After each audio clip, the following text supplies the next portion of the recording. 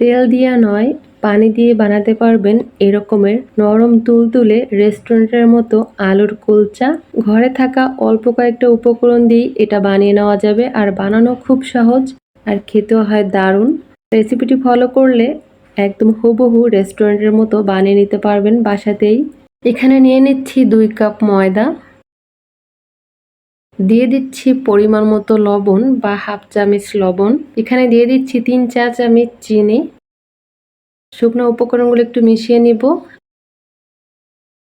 আর এখানে দিয়ে দিচ্ছি 1 চা চামচ ইস্ট। যেহেতু এখানে আমি টক দই ব্যবহার করছি না, তাই ইস্টটা অবশ্যই দিতে হবে।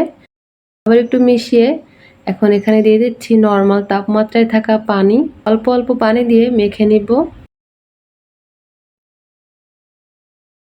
এখানে দিয়ে দিলাম 2 চা চামচ তেল। তেলটা দিয়ে এখন ভালো করে মেখে নিব। এই তো, এই যে ভালো করে মেখে নিয়েছি। এখন ডোটাকে আমি 30 মিনিটের জন্য রেস্টে রাখবো। এখানে নিয়েছি 3টা সিদ্ধ আলু। আলুটাকে গ্রেটার দিয়ে গ্রেট করে নিব। চাইলে হাত দিয়েও ম্যাশ করে নিতে পারেন।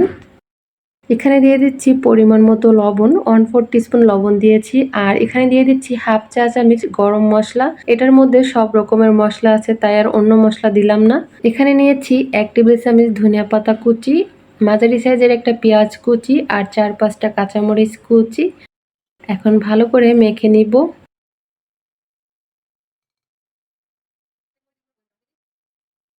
এখানে দিয়ে দিচ্ছি হাফ চা চামচ শুকনো মরিচের গুঁড়া। এটা অপশনাল, তবে দিলে ঝালটা একটু বেশি হবে। 30 মিনিট পরে ফিরে আসছি। ডোটাকে একটু ভালো করে মথে নিব।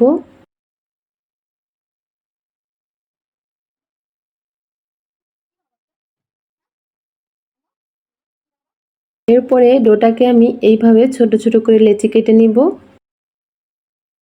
লেচি কেটে 1-2 মিনিট এটাকে রেস্টে রাখতে হবে। এখন একটা লেচি নিয়ে এইভাবে হাত দিয়ে একটু বাটির মতো বড় করে নিচ্ছি।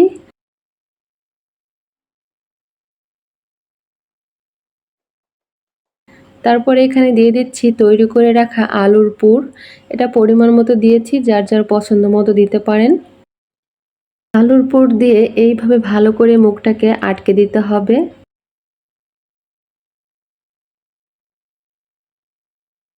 মুখটাকে আটকে দেওয়ার পরে এখন এটাকে আমি বেলে নিব।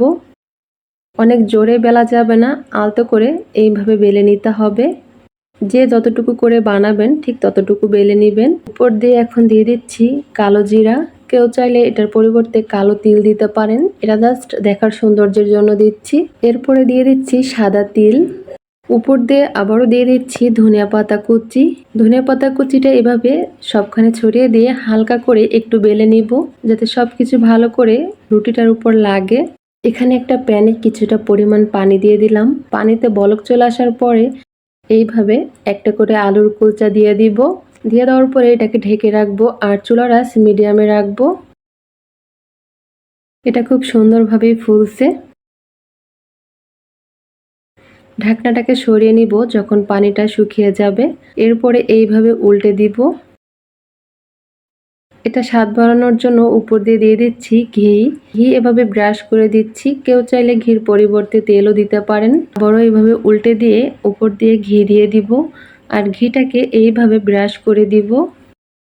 তেল ব্রাশ করতে করতে দেখুন কিভাবে ফুলছে। তো এইভাবে সবগুলোকে আমি ভেজে নিব। দেখুন কতটা লোভনীয় হয়েছে। এই যে একটা একটা করে আমি সবগুলোকে ভেজে নিয়েছি, আর সবগুলো দেখতে কতটা লোভনীয় লাগছে। একটা আলুর কুলচা আপনাদেরকে ছিঁড়ে দেখাচ্ছি এটা ঠিক কেমন হয়েছে। আর এটা কিন্তু সারাদিন অনেক সফট থাকবে। এই যে ভিতরে আলুর পুর দিয়ে ভরপুর, দেখুন কতটা সফট। এটা সারাদিনই সফট থাকবে, আর এটা খেতেও খুব মজার হয়েছে। রেসিপিটি ভালো লাগলে অবশ্যই একবার তৈরি করবেন। আশা করি সবার কাছে খেতে ভালো লাগবে।